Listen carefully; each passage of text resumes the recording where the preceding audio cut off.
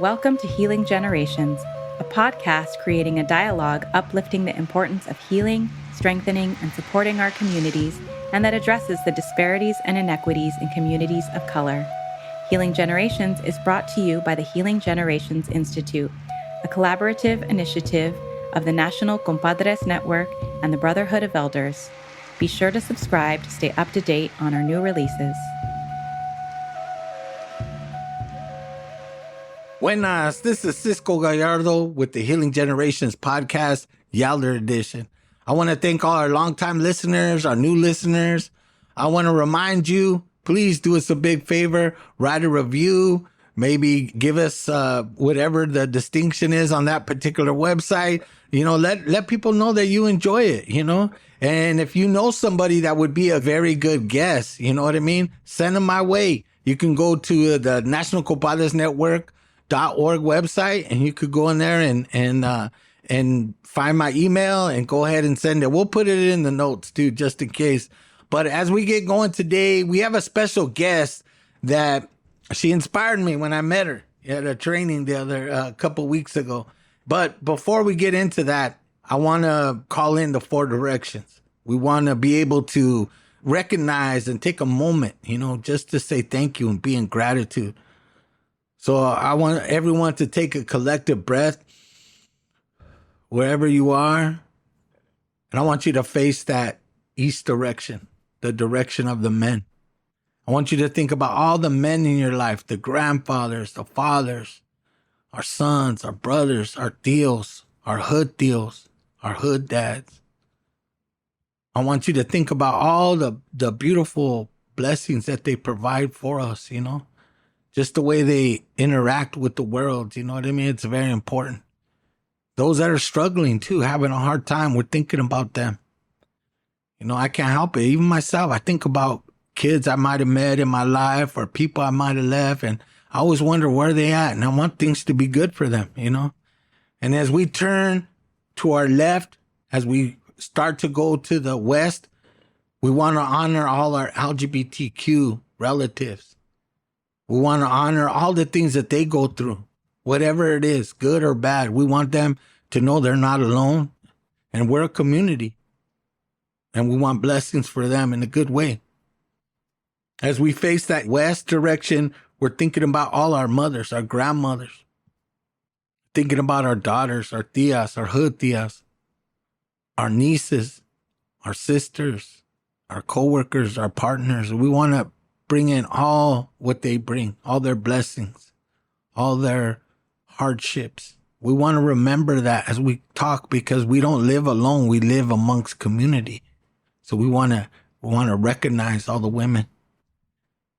And then as we turn to the north, again, moving left, we think of all our ancestors in our lives, you know, all the way back, even the ones we didn't even meet because they were thinking about us. We're on their shoulders, all the struggles that they went through on our behalf. We want to remember them. And we want to remember our elders too in our community. The elders that, you know, they know so much wisdom, but maybe, you know, they tell you the same story all the time. I want you to have patience for them. Listen to them. Maybe, smile. Talk to your elders. If you have an elderly grandparent or mother or a tia, visit them. You know, bring them something to eat, to drink, you know. I'm telling you, you'll make their day in a big way. We all need to improve when it comes to that. As we move again to the left and we face that south direction, we want to think about all those generations in between. Even the kids that are not even born yet, their spirits. Just like people prayed for us, we want life to be better for them. From newborns all the way to toddlers, to elementary school, to middle school, to high school and beyond. We want to think about them. The hope that they bring us as a people, the hope that they bring us as a community, that somehow life will be better. If we do things now, that things will be better for them in the future. And in turn, we'll pass that on generation to generation. And then I want us to think about the sun, the direction of the sun. You know, the sun provides us light, provides us hope. Every day that sun comes up, even if we can't see it, we know it's there. It reminds us of the beauty of life. And then we touch the earth, Mother Earth, all the beautiful things that she provides for us, the water, the vegetables, the animals, everything. We're all connected in that way. And we want to remember her and do our best when we make decisions about what we're going to buy, about how we're getting rid of stuff. We think about the impact that has on the earth. We can't just throw away everything that no longer serves us. Pass it on, give it to somebody else so they can use it and benefit from that, even if it doesn't serve you anymore. And then in the center, we want to think of that, of the Creator. We want to think about the blessings of life. Like I always say, even if you don't believe in God, I want you to think about the miracle of life, just how beautiful it is, And even though there's a lot of hardship, when you're feeling hopeful and you're laughing and you just feel so good, eating the bomb taco, whatever it is, just being around your kids, being around your family. Those are the moments that make life special.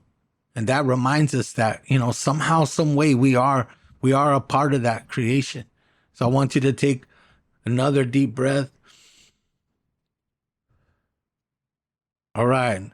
I want to thank you for your patience and for going along, taking that time out just to recognize our ancestors, recognize that we're not alone in this community and we need to rely on one another and acknowledge one another in a good way, keep each other sacred like that.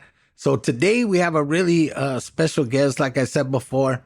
I want to invite her to the Healing Generations podcasting studio. It's virtually, of course, but it's still going to be that way one day. We're going to have a physical location. But as we move on, I want you to introduce yourself. Catalina, introduce yourself, your full name. Please share a little bit about yourself, your family, your background, and your journey up to this point in life. My name's Catalina Palacios. I'm from Oakland, raised in Oakland.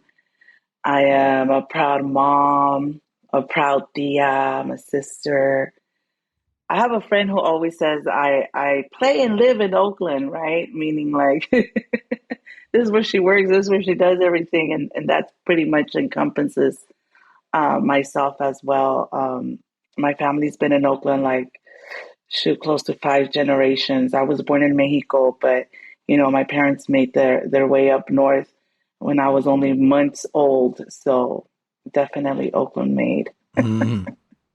So what are the lessons that you learned in your life from your culture, your family, your experiences that helped you in your healing and development?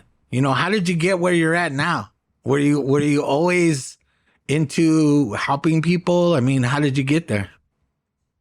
I'm the oldest of 3. I am my mom's oldest of 3. My dad has 11 kids. Wow.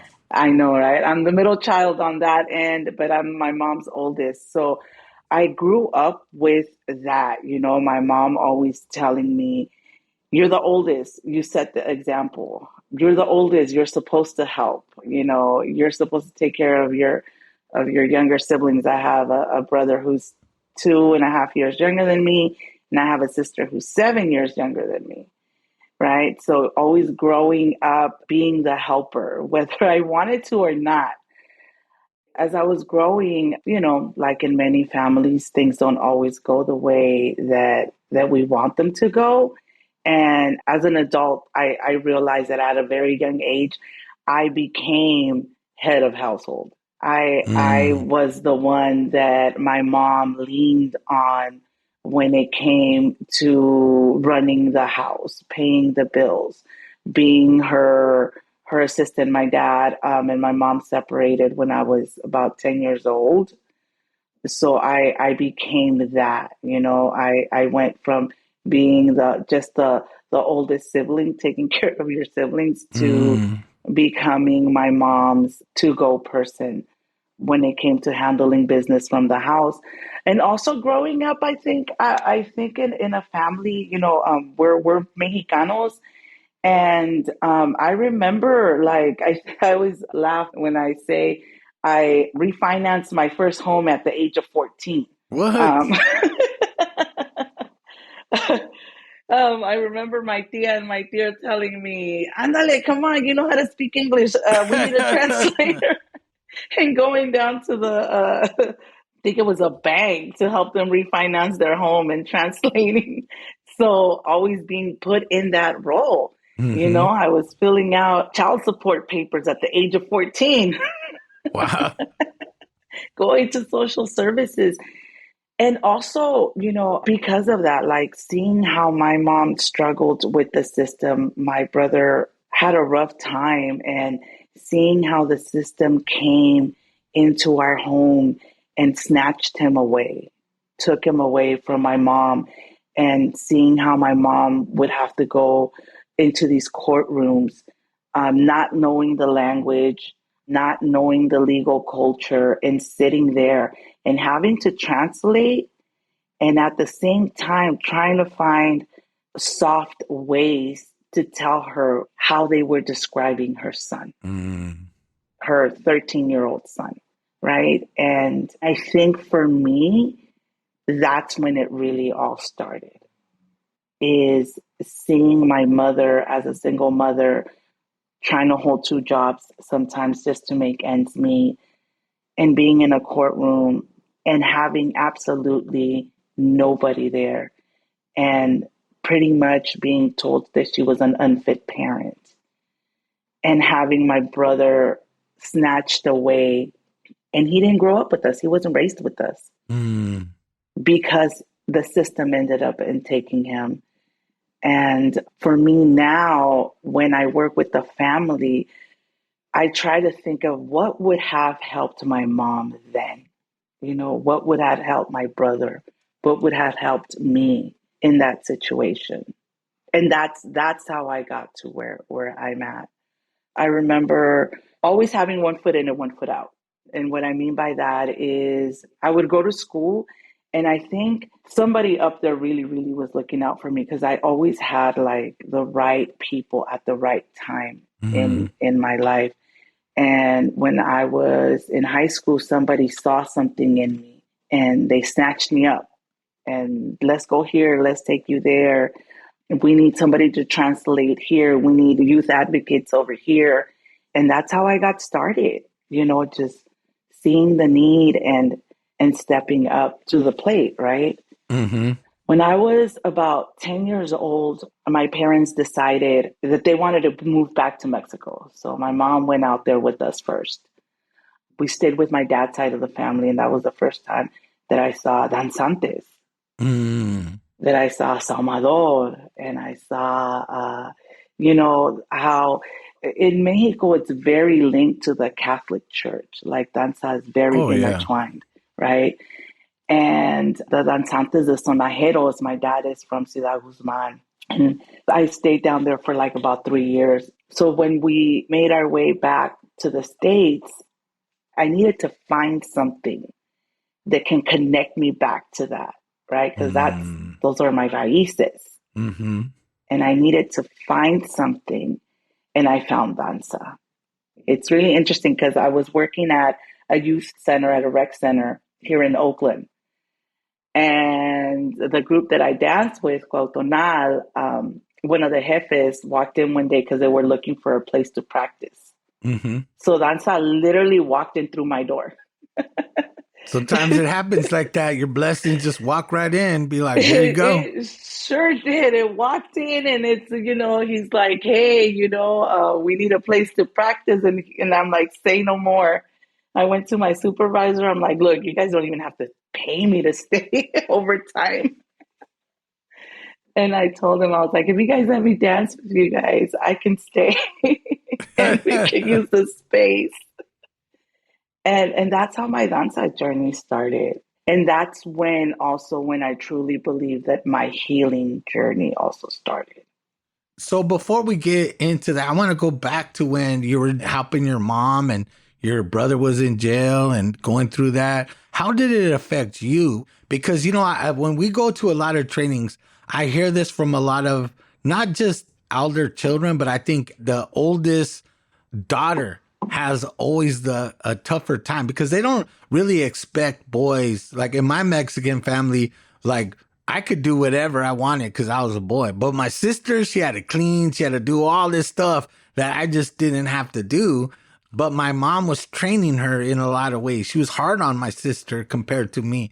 I feel like even to this day, my mom's harder on her. So with you, what were you going through when you seen your brother go through that? And did you feel the stress of having to take care of all this? Like, where did all that stress go? And how did you deal with that stress at that time?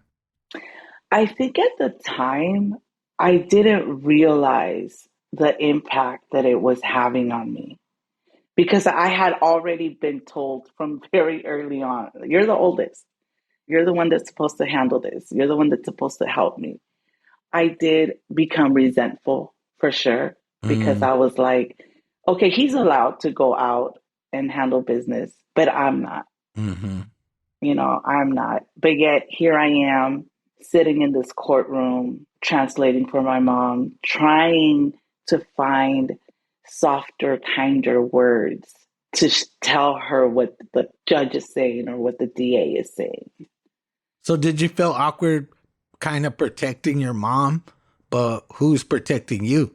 At the time, and I don't know if it happens to other people. At the time, I wasn't seeing it that way. Now that Mm. I'm an adult, I'm like, wow. Like I've always felt the need to protect my mom, right, and make sure that her feelings weren't hurt. Although I don't know how much of a good job a 15-year-old, 16-year-old can do at the time. But yeah, it was a lot. It was a lot because I remember I had to go and work because I had to help my mom pay those bills, right? While my brother was in juvie. And it did build resentment. But at the same time, I've never been a good writer. But I remember I used to go to Walgreens and buy a bunch of cards, a bunch of greeting cards, Uh-huh. and send him a card every day. I don't know if he ever read them. I don't know if he remembers. But I remember just feeling the need for him to know that he was loved and that he was missed and that he belonged to a family. I mean, that's really special because, a lot of women in prison, they don't get that They they don't don't. get that kind of love that men get in prison. But see, that's the thing I talk about when we're blessing off, when I'm thinking of women in that way, that's the special touches that women do. You buying cards, even if he didn't read it, I bet you it felt good because there was probably many people in there who got nada. And for him Yeah. to keep getting these cards, I mean, and I'm sure it was a point of pride for him in a way, but Mm-hmm. I mean that's just beautiful. I just want to point that out that you did that Mm-hmm. for him because a lot of people wouldn't do that. Even though it just takes a few moments to do all that, it's still very intentional. And how was your mom responding to that? I feel like my mom went on autopilot. My mom is such a strong woman and she is strong in her faith, Mm-hmm. right? And when things started jumping off, I remember she would have us pray the rosary every night. She couldn't go to church every Sunday because she was always working, but she was always praying. And I was always mad because she was always praying. Because in my head, I'm like, you don't need to be praying. You need to put your foot down with this kid. That's what you need to do. You need to put your foot down, put the rosary down, and put your foot down on this kid. But that's what kept her going. How do you raise three knuckleheads in East Oakland in a country that's not yours, right? Bicultural kids. Mm-hmm. Like we were just off the hook. And my mom kept her grace, and the lady's 73 and she still works full time. Wow. And she doesn't have to. You know, every single time any of us got in trouble, and every single time that she was called on to come and dar la cara for her kids, she did it. Mm-hmm. She did it. We might have gotten yelled at home afterwards, but she did it. She showed up to every court date, since my brother was 13 and became part of that system. Yeah, it's beautiful moms. I mean, my mom did the same thing, stood by me 100%, 100%. Mm-hmm. Even took the Mm-hmm. bus. Sometimes we'd have to take the bus to court. I mean, it was just, just as young men or young kids in general, sometimes we just are oblivious to the fact what our parents do for us, the sacrifices that they make. But in your sacrifice, as you got past that age, you started getting into your late teens and the 20s, like what led you to this work? And then what was going on with you that danza? What hole did danza fill? I mean, I get the connection back to your community, but when did it feel like just right? You know what I mean? Like that smoke, Mm-hmm. the smell, like the smell of copal activates me, right? The smell of Mm-hmm. cedar activates my brain, makes me feel good instantly, and makes me feel like a blanket. It feels like I have a Mm-hmm. blanket on me. So how was that for you? So like I said, I've always done the work, right? Unconsciously or consciously. I Mm-hmm. don't remember ever being a time where I woke up and said, "Today I'm going to become a health educator. Today I'm going to become a youth advocate, right? Or youth advisor." It just came. I saw the need and I'm like, "Oh, I can help you with that. I can help this mom with this." I could go down to City Hall and speak on why we shouldn't have more police in Oakland, right? As a youth and a youth organizer, I was a youth organizer. As I'm doing all this, I'm also going through stuff at home. We don't have a home. We're living with relatives in a room, right? That are helping us out. I grew up with my mom's side of the family. Like they really stepped it up. Mm-hmm.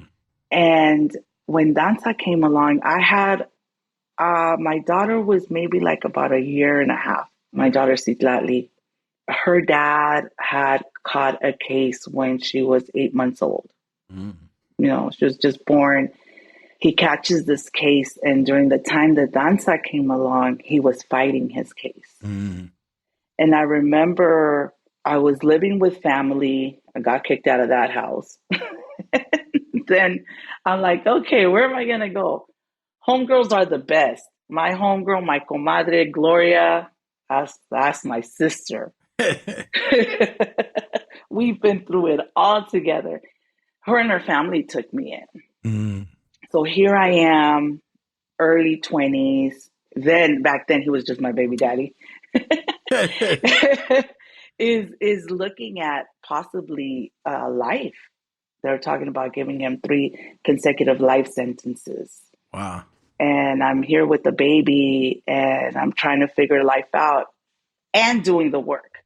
I don't think a lot of us realize that a lot of us that are out here doing the work, we're also struggling, Yeah. right? I remember Mm-hmm. showing up to work the next day after trying to figure out where I was going to live, right? Yeah. With this baby and showing up to the rec center and being there all day. Never did it ever occur to me that I could have asked for help myself, right? Yes. So like I said, Danza walks in, and for me, it was like you just said, it was the smell of the copal, and something just opened up, right? Like I was all of a sudden surrounded by beautiful people, right? Beautiful people that I'm just now meeting, and that at the time, I didn't know that they were going to turn into my chosen family, Mm. you know, that I was going to be surrounded by people that were going to hold me and my daughter, and they were going to allow me to hold space for them. I remember this one time, and we were at ensayo, we were dancing, and I was having a really hard time that day. I can't really remember what it was, but I remember that all of a sudden I hear a humming, Mm. just humming. And I opened my eyes and I could literally see a wave of energy flowing through the círculo Mm. and just hear and feel the humming. That's when I knew I was where I needed to be. Mm. That's beautiful. That's when I knew I was like, okay, this is it. The crazy thing, that was going to be my next question because I think, when you first get that spiritual connection, like even for me, I remember being in a sweat and just feeling like I'm home. You know, Mm-hmm. they introduced it to me that way. My uncle, he told me, he says, "Hey, I wanna acknowledge my nephew right here." You know, he probably didn't know my name, so he just called everybody nephew, which is all right, which is all right by me. He's like, "Hey, I want it." But what he told me was beautiful. He said, "Just said, welcome home. You're here." And just the smiles and everything. I felt good. I didn't, there was no imposter syndrome. There was nada. I just Yeah. felt like, oh yeah, this is it. I remember this. I don't know how or what, but I remember this. And this feeling is perfect. And, even danza, like I said before, my wife dances. My kids used to dance back in the day. My kids now dance. And to me, I've always been close to the danza. I love the community of it. I love when the ceremonies happen, just how everyone Mm-hmm. comes together. They exchange ideas, they exchange the crafts, they exchange songs and dances, and like, oh, this group does it this way, and this group does it that way. What was the moment, even beyond that first, when you realized, hey, this is where I need to be? When was a moment where you were like achieving a little bit of balance with danza? Because there's a time when you first start something, you're doing it, but you start to like integrate those teachings into your life. I think for me is when danza started holding me accountable. Uh, You know, mm-hmm, like you just said, you step into something new and you're learning, right? So the mm-hmm, focus is on learning.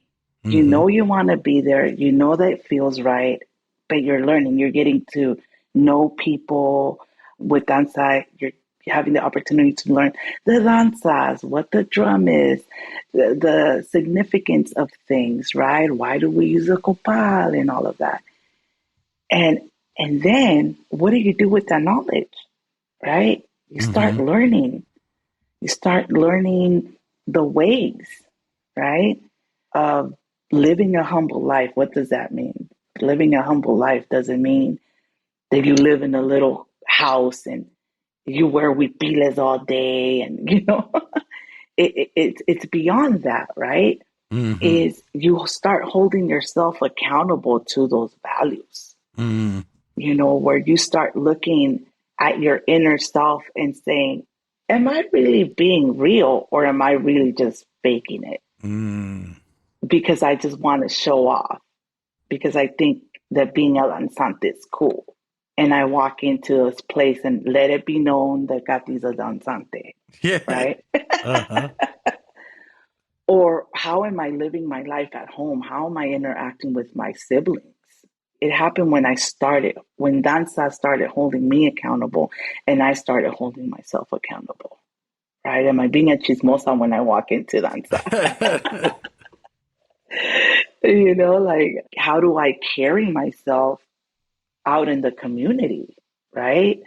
I've been told my whole life, you're the example because you're the oldest, mm-hmm, right? mm-hmm, And is like, how am I holding up in the community, right? And then also realizing that you're part of something greater than you.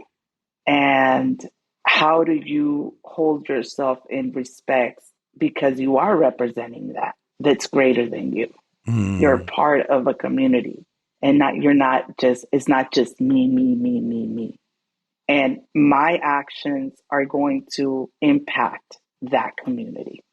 I mean, when we say, when you hurt, I hurt, I don't think sometimes people don't understand when the community is out of balance and you're a part of that community and you're acting up. I mean, it contributes to that chaos. You have to, Mm-hmm. I mean, it's everyone's getting, doing the best they can that creates the stability and unity. I mean, I want to be real. In danza, there is some toxicity, just like in any way of life that there's people, but that's why we need it, right? It helps us achieve it, even though Mm-hmm. we have to fight through it. Nothing's easy.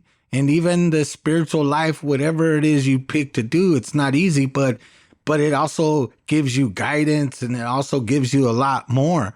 You know what I mean? But some people, they don't see that. So tell me about what you're doing right now. I just want to bring this up because like how you were interacting with Carlos, I like that. That reminds me, Carlos reminds me of a kid that I helped out many years ago. His name is Jorge. And now he's a rapper or construction guy. He does everything. And I really appreciate him. And Carlos reminded me a lot of him. I felt this connection to him, but what you're doing now, and how do you bring cultura into your work now? And, what are those lessons that you could provide somebody who's, brand new to the work, but, trying to make a difference? Like, there's a lot of young people that were even in that training that me and you were in, and they're in their 20s, they're trying to do the best they can. But sometimes when you're young, you're a little naive. And there's a lot of people out there that, they want some direction. And what could you share with them? Hmm. Like I was saying earlier, right? Like danza for me, it's a space where I get to connect with my spirituality, where I hold myself accountable, right? We're not all perfect. And in the work that I do, I try to do the same thing, right? Is hold myself accountable with the work that I do. And why is it that I do what I do? Because I'm also impacted, Mm. right? And like I mentioned earlier, like what things could have and have helped me in the work that we're doing, right? And right now I'm a life coach. I work for Courage, Communities United for Restorative Youth Justice. And I take my work very serious because it's sacred work. You're Mm-hmm. working with people, you have people's lives, right? And in Carlos' case, him and I met because he was one of my participants. Now he's my coworker, Mm. right? I mean, how amazing is that? And not to say, oh my gosh, I made that happen. No, he was open to it, right? Mm. He was open to it, and the stars aligned, and he's had other people in his life that have also been instrumental, right? And he's open to learning these ways. And me being able to bring the Salvador in, me being able to have a conversation that was like, hey, this is how this connects with that, right? Mm. It is very important, right? And if he's open to it, then we bring him in and we incorporate him in, right? Invite him to ceremony. And not just inviting people, because I've seen how, oh yeah, come through. And then when people get there, nobody wants to talk to them, and not even the Mm-hmm. person that invited them, right?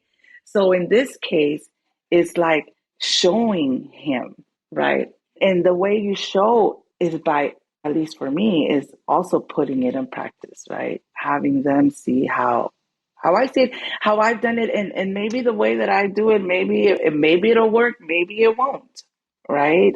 But I feel very blessed to be in a space where I could bring that aspect of my life into my community, Mm. where it's open, where it's validated, right? Because it's not like other popular spiritual religions, right? That we hear and see on a day to day. And sometimes it could be misinterpreted, right? Yeah, I don't know if that answered the question. No, it did. Actually, it did. So the organizations we both work, right, foster our cultural roots, foster all those things, and the work we do, I'm more into training and capacity building, but I'm impacted the work that other people do. I did the advocacy work myself, all that type of stuff, and I really sometimes I miss it, that Hmm. relationship that you have, like with Carlos and stuff like that. I have it now in a different way. I'm kind of, helping out a few other people in my life. I'm blessed to have that ability to pass on some teachings, you know what I mean? Because I made a lot of mistakes. And I always tell these young people, it's like, learn from my mistakes, man. Why make your own? I Hmm. know sometimes we have to experience that, but, at the same time, like, I'm coming back from the road that you're going on. Yeah. Like, I could tell you what's over there. You don't need to experience it if you don't want to. But if you want a different way of life, this is what you could do. And I appreciate that. At some point, I would like to bring us both together. Maybe me, you, and Carlos do an Yeah. episode, because Yeah. I really want to encourage him too. Just the way Hmm. he was Hmm. I could see he's hungry. He's committed to it. And, there's that time where you wake up one day and you're thinking, oh man, do I even know what I'm doing? And that's where he needs that support, right? To say, all right, yeah, everyone goes through this, because he's going to come across a knucklehead that's going to really push his boundaries. Hmm. And he needs to work through it. That's the beautiful thing about this work. It's not easy to kind of coach people along. Some people are very matter of factish about it. I'm not like that. I can't help it. It's part of the culture. I'm connected to them. I make a relationship with them. It's not just, Yeah. oh, I'm going to give you a referral somewhere, you know. But if you could give your young Catalina self some advice for the work, life lessons in general, what would you say to those young women out there they're in service to people? I mean, you've been trained from you were a kid to be in service, but how do you protect yourself? How do you protect your spirit and protect who you are, even in life? I know, you've shared many things about struggles that you've had, and how do you tie those together? I mean, I get it. You're still probably you're still in progress with some of that, but A lot of it. I am a huge work in progress. Let me tell you. This healing road, in my point of view, it has a beginning, but it doesn't have an ending. It's a lifelong journey, right? And what I would say is nothing lasts forever, good or bad, right? Nothing lasts forever. Things shall pass. But I feel one of my number one things that I've learned is to take care of yourself.